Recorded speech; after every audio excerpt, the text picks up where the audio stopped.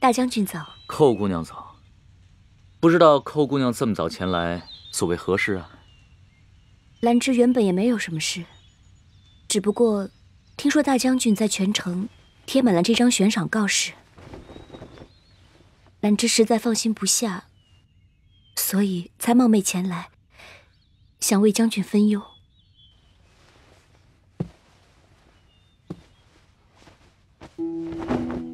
这么快你就知道了？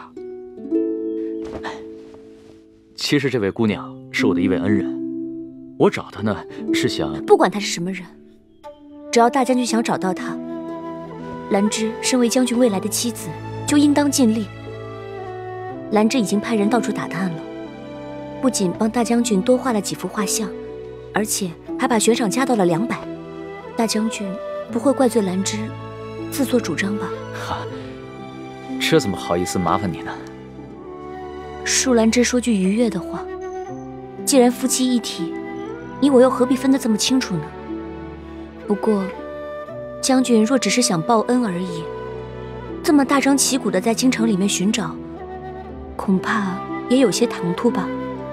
后宅之事，还是由女人来做比较好。兰芝知道将军军务繁忙，没心思理会杂事，可是兰芝还是想厚颜问一问，将军到底几时娶兰芝过门呢？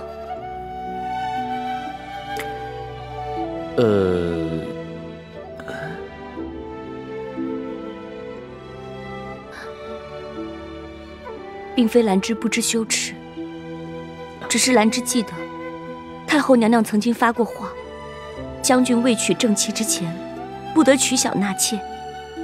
兰芝也是为大将军着想，毕竟只有等兰芝过了门，将军的那些红颜知己才可以有正式的名分可言呢。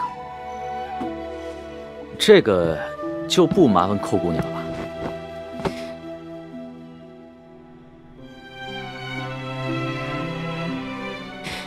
大将军，你是把兰芝当成外人了吗？难道时至今日，你就不曾想过，你把那个女人的画像贴满全城的同时，全城的人也都在笑话我？你就真的这么不想娶我？如果你真的这么讨厌兰芝，我现在就去向太后请旨，废除这桩婚事。就当兰芝命苦，白做了一场美梦。你别哭啊！哎，寇姑娘，不是兰芝，兰芝，哎，那什么碧绿还是什么碧池的，快给你们家姑娘拿手绢啊！哎，你别哭了，别哭了啊！我根本就不是那么想的。总之你别哭了，行不行？你看着我，看着我。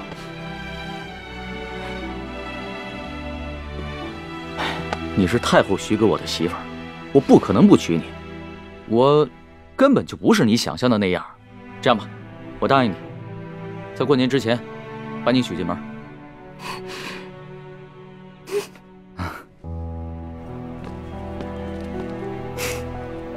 恭喜姑娘！恭喜大将军！恭喜个屁！邓芝啊，邓芝，自作孽不可活。人家就哭了一下，你怎么就答应了呢？姑娘既然没什么事，昨天也应该早点回来呀。在西时代那么晚干什么？连累的魏大人担心，姚女妇害怕，连曹府都知道了，也下来干什么事的。今天一大早就派人捎了急信儿过来。近来西域战事紧急，淑儿，你是阿勇唯一的妹妹，一定要注意安全。宫中非善地，欲逆水行舟，当以忍字为先。另，公羊传系当日阿轩珍藏，魏大人一时失态，已情有可原。哦，原来如此。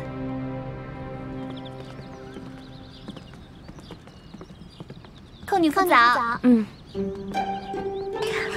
父早了，这么开心啊！是啊，寇女父早。寇女父早。嗯。是快，哎，都说人逢喜事精神爽，我看姑娘今天比平时美上好几分呢。多嘴，难道我平时就难看了不成？好看，我们家姑娘什么时候都好看。阿叔啊，怎么了？你昨天去哪了？算了，虽然这次没有把他赶走，但好歹邓郎亲口许下了吉期，也算是因祸得福了吧。姑娘，我怎么觉得这个班书跟画上那个女人长得很像呢？该不会就是……你胡说什么？上次我们3个都在永寿宫，怎么可能会担心？要是她是那个女人，邓郎难道会认不出吗？也对，是碧玉糊涂了。反正那边的人长得都一样，妖妖娆娆，分都分不清楚。不过，我真的就是去溜达的。你以后别吓唬我们了，知道了。班妹妹，啊，你过来一下。哦，你想重新考上女副，实在是心智可嘉，所以这些天我就一直在想着要怎么帮你一把。思来想去，这个地方实在是再合适你不过了。妹妹不是常爱往兰台那些地方跑吗？其实不光是兰台有书，我们内学堂的藏书也是不少的。只要你认真读上个17、18回的，别说女副，就连太学的博士都当得上。只是这些竹简也太年久失修了些，也怪我这些年太忙，没时间整理。要不然，这回就麻烦班妹妹了。啊！这么多竹简，你这不是故意？宫中非善地，与逆水行舟，当以忍字为先。这么多竹简，这么多好书，寇姐姐对我太好了，我这就开始收拾。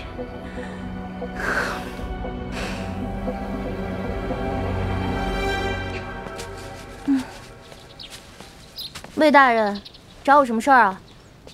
如果你要教训我，那就算了。我今天累得要命，没空听你唠叨。怎么，又被寇兰芝为难了？你怎么知道？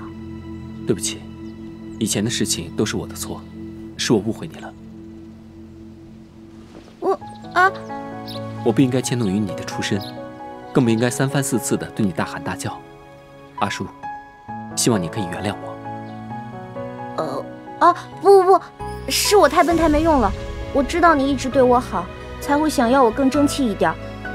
我那天也是急糊涂了，才会拿书当短棍打人的。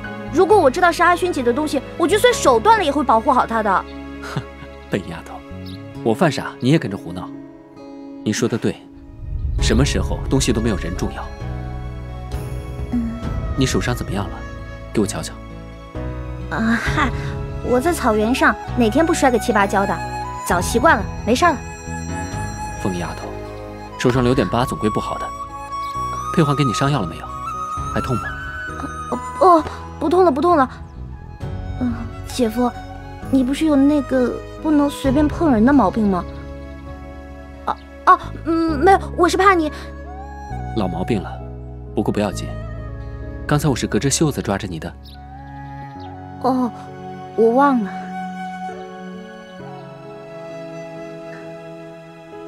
阿叔，你能够原谅我，我就已经很开心了。我不会再像以前那么对你了。多谢姐夫啊。寇兰芝给你穿小鞋，是得忍，因为名义上你还是他的属下。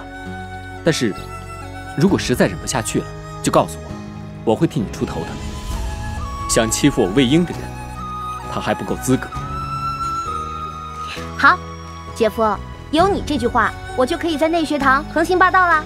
也不许横行霸道，你要时刻记住。我知道，我会记住我的身份，言行谨慎，不给班家人丢脸的，放心吧。在宫学待久了，难免有些啰嗦，你没事我就放心了。桌上是我给你买的一口酥，就当做那天肉府的回礼。对了，邓志这2天又在满城的找你。我那天碰到他，他又胡说八道，我就又把他绑了一回。人家好歹是个大将军。算了，这几天你哪儿也别去，也别和他碰面。等过些天风头过了，我就带你和姚娟去乐游园玩。乐游园？嗯，姐夫，你说话可得算数啊！还是个小丫头，就知道玩。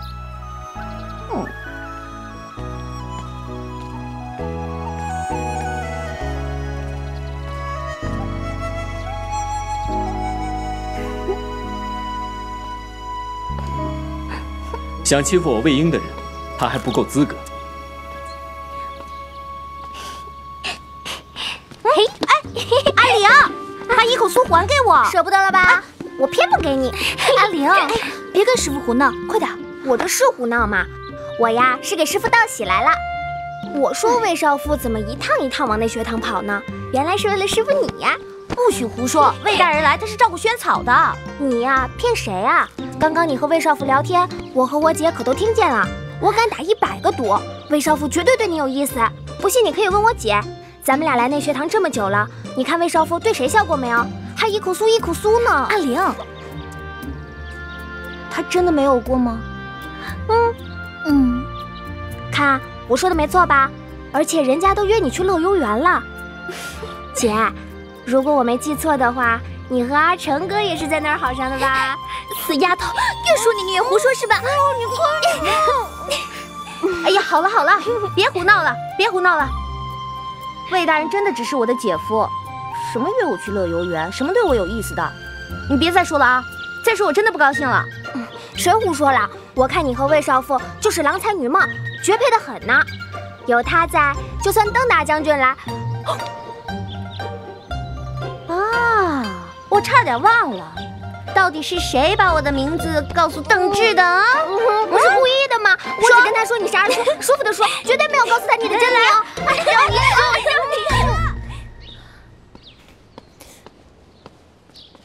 哎，姑娘，你可回来了！我有件很重要的事要向您禀告。你看，这府里的人在收拾马车的时候，在角落里发现的。哼，好啊，我还以为是仇人，原来是他在搞鬼。算了，明天我进宫再说。姑娘是想请太后娘娘做主？还不是时候。姑姑说的对，宫里的事，忍字在先。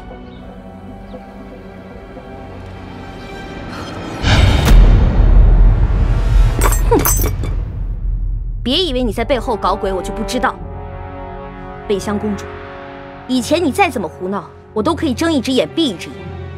可这一次，你做的太过分了，欺师灭祖是什么样的罪过，你知不知道？我不懂你在说什么，不就是块腰牌吗？我中山王府这么多侍卫，随便丢一块也很正常。你凭什么说打你的人就是我派去的呀？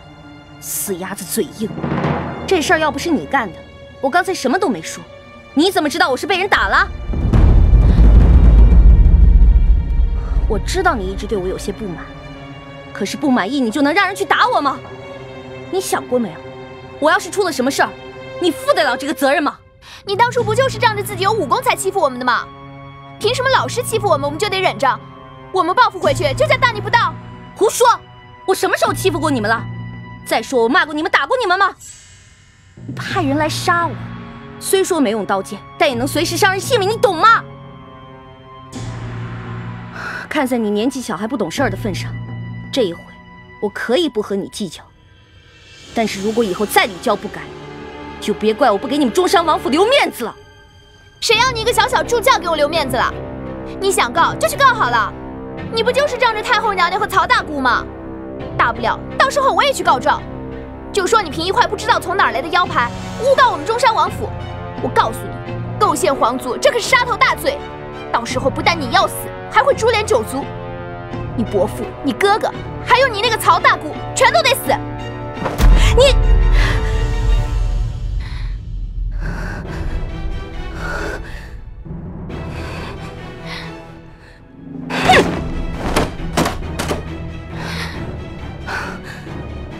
你打呀，有本事你就打呀！事到如今，我索性把话给你挑明了。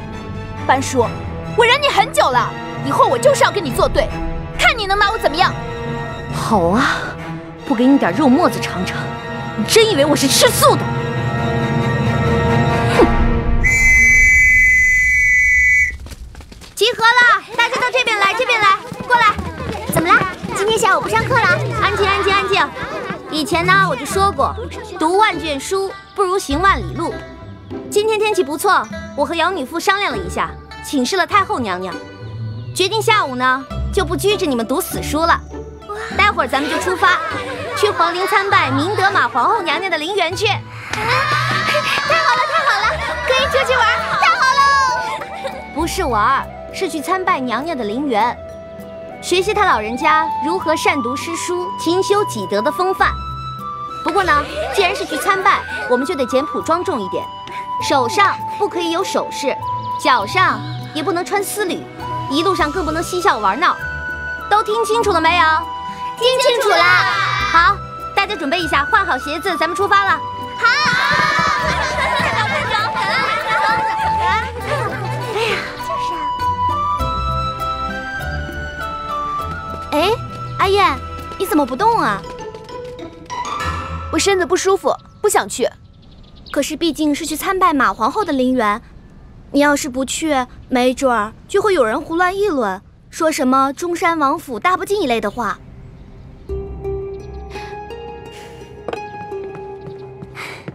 公主，你要是想去的话，我给你去拿马履呀。不用，那种东西又粗又难看的，我才不穿呢。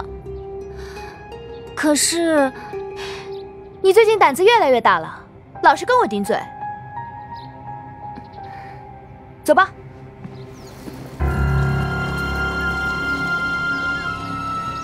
这，我说，你能不能别那么小心眼啊？我上次就是随口一说，你怎么当真了？我喝了你那么多的鸡汤，能是那种没良心的人吗？阿娟，你别不理我嘛，说句话呀！哎呀！我上次被你打的那个地方又开始疼了！霍将军，师姐她不在这辆车上，早挪去跟阿秀他们一块坐了。笨妹子，知道了。笑死我了，脸红了。愿效皇后之德，进退有仪，晚进有礼，修身树性，勤习诗书。愿效皇后之德，进退有仪，晚进有礼，修身树性，勤习诗书。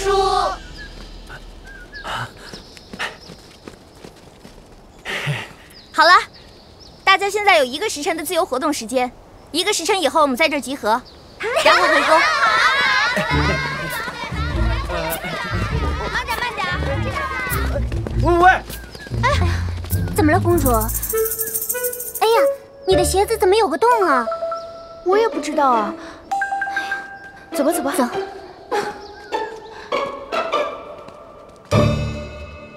好了，下车，都下车。怎么在这儿下车了？出手了！出什么事儿了？慢点。从这儿开始到内学堂还有3里路，大家坐了这么久的马车，也该下来动一动了。从现在起，我开始计时，看我们班哪个组的人先到内学堂，我就奖励给他们组每一个人1只彩鹤。而且呢，下一回还有机会跟着我一起出宫，大家说好不好啊？好，肯定是我第一。谁说的？我跑得也很快的。记住啊，不是哪个人先到就能得胜，而是要整个小组都到了才算赢。大家要互相帮助，互相监督。记着啊，不能坐马车，不许悄悄做监鱼啊。没错，谁要是敢作弊，就是对马皇后娘娘的大不敬。准备好了吗？出发！公主，等等我！快点！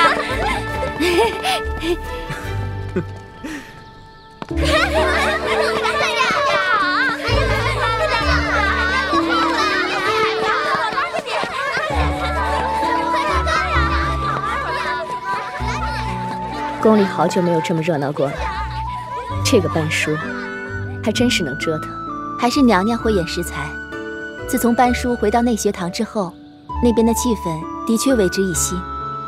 前天奴婢的侄女还跟奴婢说，要少穿华贵的衣裳，学着勤俭持家，省下钱来给远在西域那边打仗的将士做冬衣。奴婢当时还真是好好的感慨了一番呢。你侄女真的这么说？这怎么敢欺瞒太后呢？看来还真的让她折腾对了。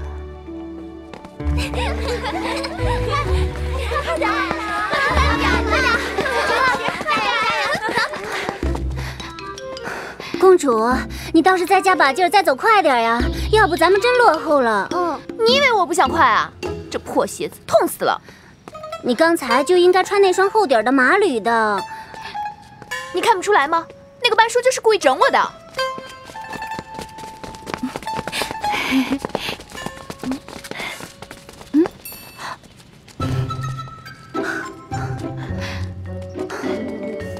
就属你们拖后腿了啊！快点儿，不然今晚上要被罚抄3000字的。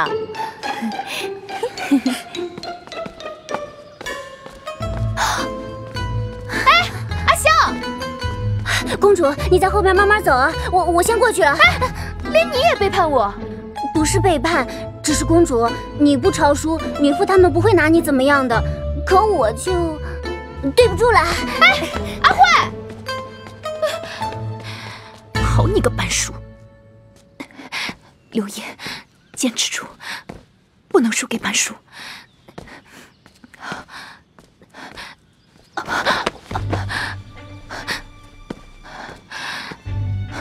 北疆公主，魏少妇，你怎么了？班叔他故意欺负。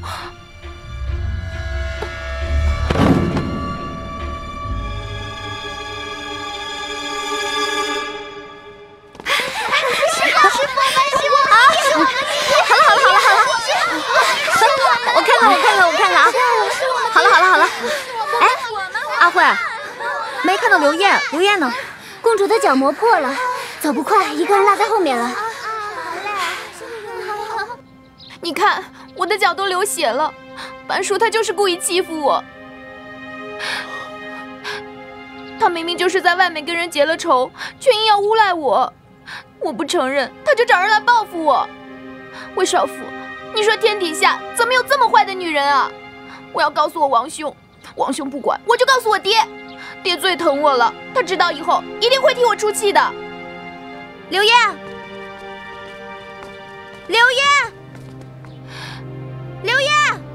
看见没？他又过来假惺惺了。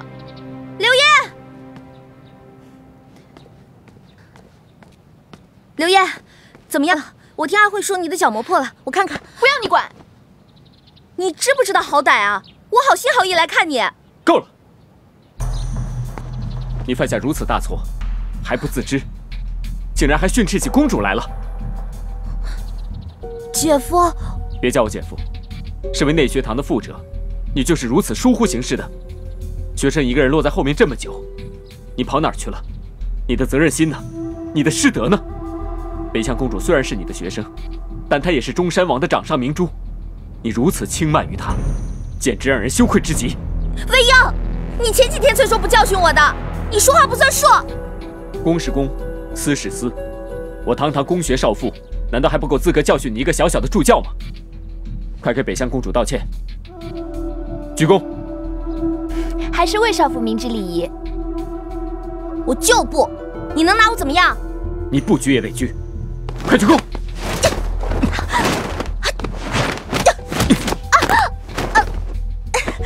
再不听话，我就告诉你姑姑去。北向公主，你还满意吗？魏少妇肯帮我出气，阿燕感激不尽。只不过她虽然是鞠了躬，却是心不甘情不愿的。如果公主还不满意的话，这里有些银子，就当做是公主的医药费了。那是我1个月的俸禄。班叔，没想到你也有这么狼狈的时候。看在魏少妇的面子上，本公主这次就放过你。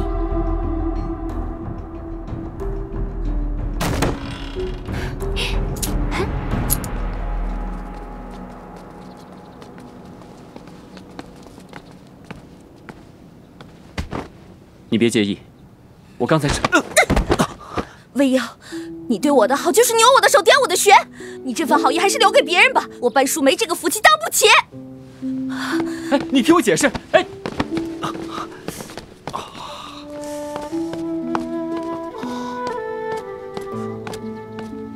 怎么了？是不是腿上旧伤又犯了？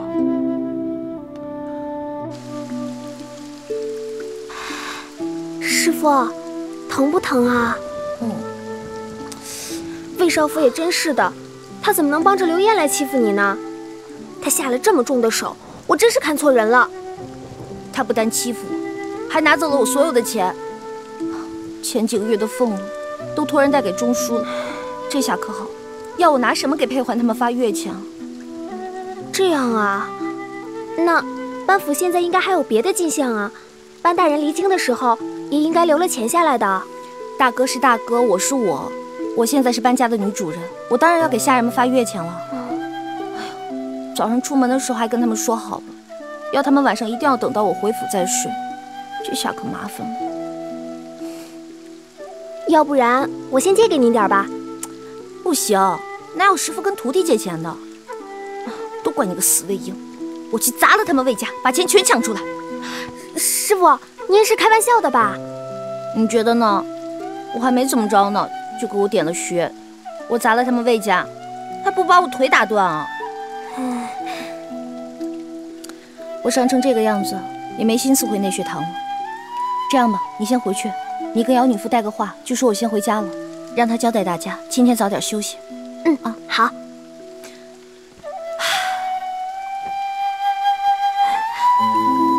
师傅，我看你也不像是要回家的样子，你到底要去哪儿啊？还能去哪儿？找钱去呗。那我也一起去。师傅，你看啊，你现在手也不方便，带上我就当带个帮手啦。好吧。哎，大哥，莫东莫大爷跟我说你们这儿有好玩的东西。进来吧。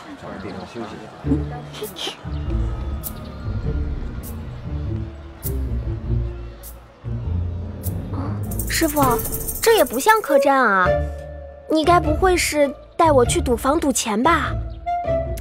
姑姑前阵子刚训过我，我们班家有祖训，不得赌钱。我怎么会干那么没有品的事呢？走吧。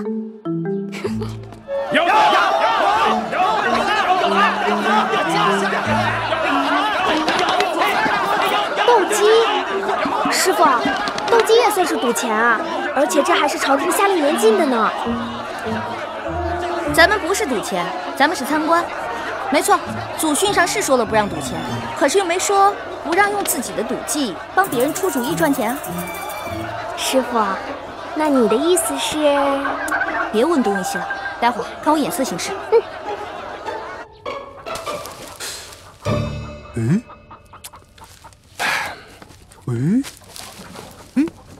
哎，别压这只，压那只。为什么呀？这只长得多壮实啊，比那只都大一圈都。听我的没错，斗鸡不是看大小，是看眼神儿。赶紧下注吧。哎，要不然这样好了，要是输了算我一半，要是赢了给我2成，怎么样？不是，您确定这4号能赢吗？当然了。谢谢您，我压天字4号。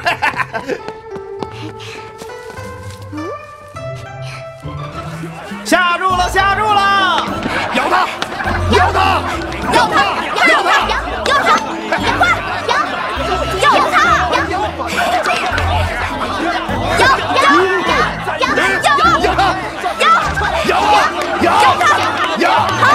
咬就这样，咬他呀！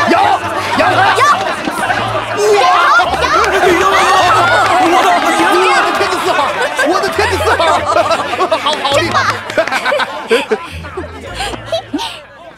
看到没有，这就是用脑子赚钱。师傅，你怎么什么都会啊？那当然了，你师傅当年可是草原一霸。草原一霸阿叔姑娘，我们又见面了。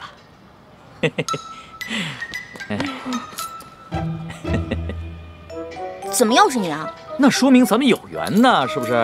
啊，是不是小丫头？是，啊，舒姐，这次真的不关我的事儿了。知道，有的人就是欠绑，不关你的事儿。没错，妹子每次绑我一回，我对妹子的思念和仰慕之情就像河水一样，报上一回，现在已经是泛滥成灾了。所以你就把我的告示贴得满城都是，是不是？我是江洋大盗还是杀人狂魔啊？邓大将军，拜托你回去把那告示全都给我撕了，不然我见你一回绑你一回。生气了？好，生气就打哥哥，哥哥皮厚不怕打，往这儿打啊！哟，怎么了你？受伤了？在哪儿受的伤啊？疼不疼啊？我给你吹吹。疼不疼不用你管。看到没有？这男人啊，不管是大将军还是小青年，只要说起胡话来，没一个正经的。妹子，你怎么能这么说我呢？哥哥那是担心你。打住，小女子担不起。我今儿手疼，没劲儿跟你计较，我们就此别过。哎，你要去哪儿？你别拦着我啊，要不然我一嗓子叫出来。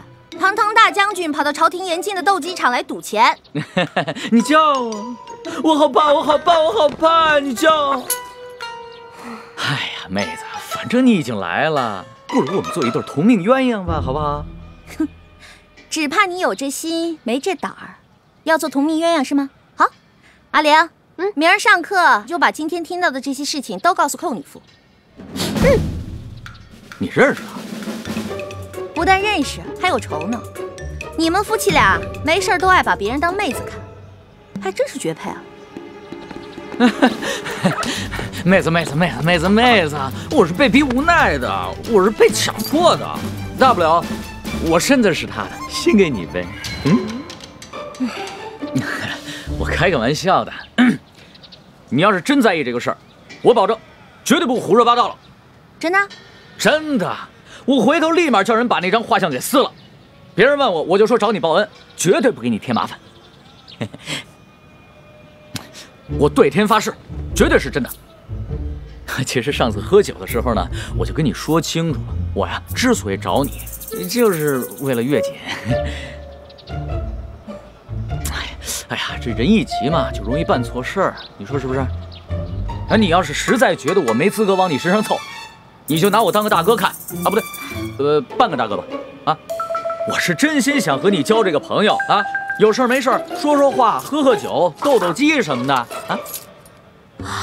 哎，火州斗鸡，哎，这铁爪金冠，这凤眼，这英语，妹子识货呀！哎，妹子，反正你也来了，要不咱进去赌一把？赢了算你一半。咦，有，哎，对，有，我的眼睛，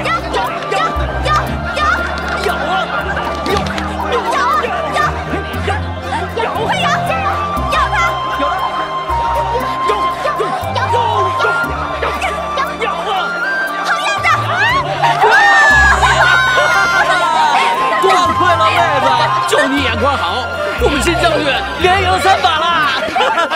衙门的人来了，把那些违令斗鸡的人都给我抓起来！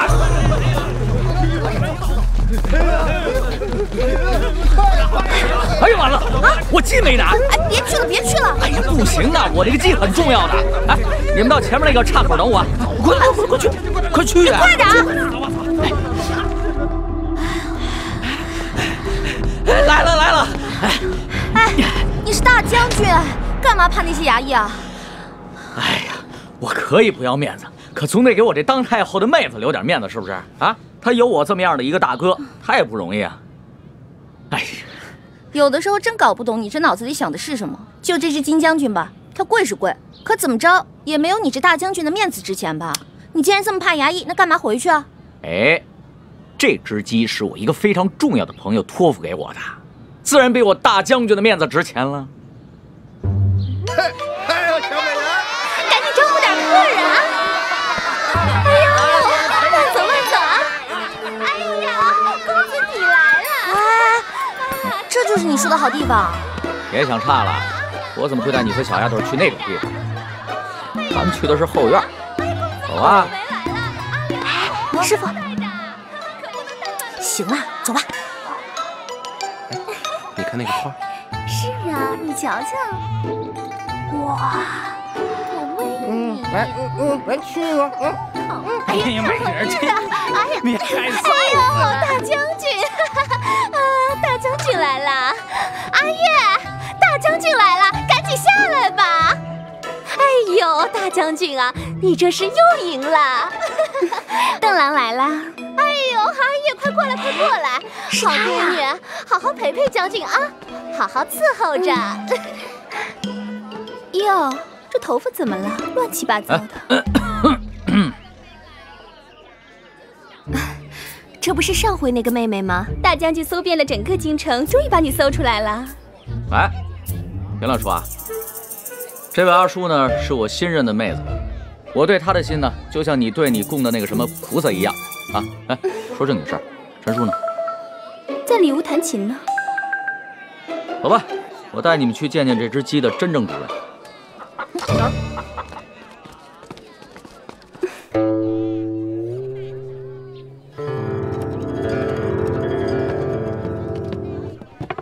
陈叔，是我，您坐，慢点啊。哎，陈叔，告诉你一好消息，今儿你的金将军是连赢了3场，怎么样？啊，真的呀？他伤着没有啊？哎呀，你别着急，没有，就掉了几根毛。好，不信你问阿叔，阿叔今天亲眼看见这只鸡如何的威武雄霸，以1敌3。对，陈叔啊，你这只火州斗鸡从哪儿弄来的？我来中原这么长时间，可从来没见过呢。这是上回有个商贩呐，听了我的破阵曲之后送给我的。好孩子，真不错。好了，今儿呢又赢了50斤啊！你8，我2，钱呢我已经给了阿月了，回头有人给你去抓药。哎，我听人说你又没有按时吃药，是不是？你要是再不按时吃药，我再也不带金将军去斗鸡了，知不知道？按时吃，按时吃。这么大人了，还老让人提醒，害臊不害臊？我跟你说，今儿这事儿可大了，这衙门的人都来了。大将军，刚刚那个陈叔是不是？他得了痨病，没多久活了。没人会斗鸡，才劳烦本将军亲自上阵。哎，对了，妹子，今天这跑了一天了，这肩膀有点疼，要不你帮我揉揉？哎呀，赶紧揉揉，用点力。别喊啊，乖，有病啊，得狠点治。你谋杀亲哥哥！大将军，你没事吧？他平时这么对你吗？邓郎，哟，你也有今天呐，怪不得你说只能供着阿叔姑娘。你懂什么呀？我是舒服着呢，带他们换衣服去。这边请。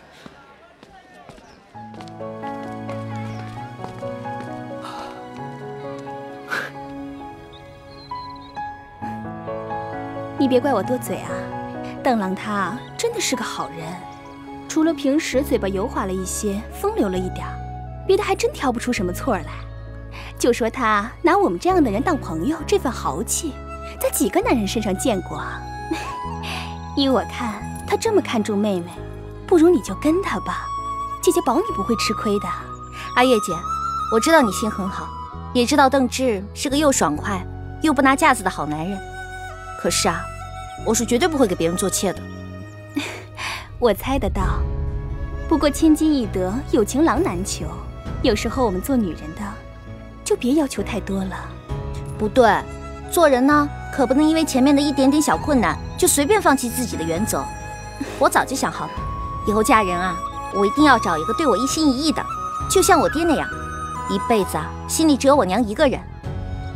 邓志嘛，做个好朋友还行，但是他官儿太大，齐大非偶，咱们呀，还是便宜那个京城第一才女吧。对了，说起来也好笑，前阵子啊，他天天跑来我这儿喝闷酒，说是自己脑子晕了，怎么一见寇姑娘哭啊，就答应了年前娶她这事儿。我看寇姑娘那么贤德，估计啊以后有她受的。你这么为她着想，难道不吃醋吗？嗨，我是什么人呢？有什么资格吃醋？再说了，别看我平时一口一个邓郎的叫着，其实除了开头那段荒唐的日子啊，也没跟他怎么着几回。他那颗心呢，其实一直都在月景姑娘身上，只是可惜了。啊，对了，前几日他来我这睡的时候啊，梦里还叫着月景姑娘的名字呢。是吗？虽然他经常胡说八道，但是他也挺可怜的。